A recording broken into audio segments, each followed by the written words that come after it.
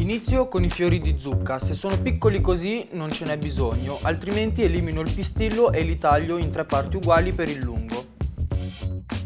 Adesso li tengo da parte.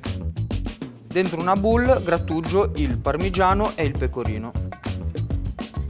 Aggiungo una grattata di pepe e un pizzico di sale. Regolatevi con il sale perché il pecorino è già abbastanza salato. Verso del latte e mescolo.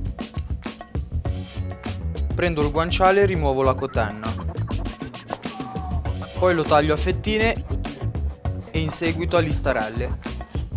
Lo aggiungo dentro una padella e lo faccio rosolare finché non sarà ben croccante. A questo punto lo scolo e lascio il suo grasso in padella. Adesso butto i bucatini in acqua bollente salata. Li cuocio solo per 2-3 minuti per farli ammorbidire. Scolo direttamente nel grasso del guanciale. Poi aggiungo 2 mestoli d'acqua,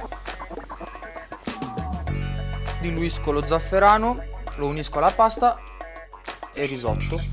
Ogni volta che è necessario aggiungo un po' d'acqua per continuare la cottura.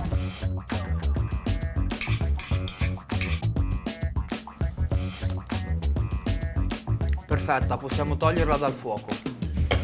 Unisco la crema di formaggi e i fiori di zucca. Ora do una mescolata e saltiamo la pasta.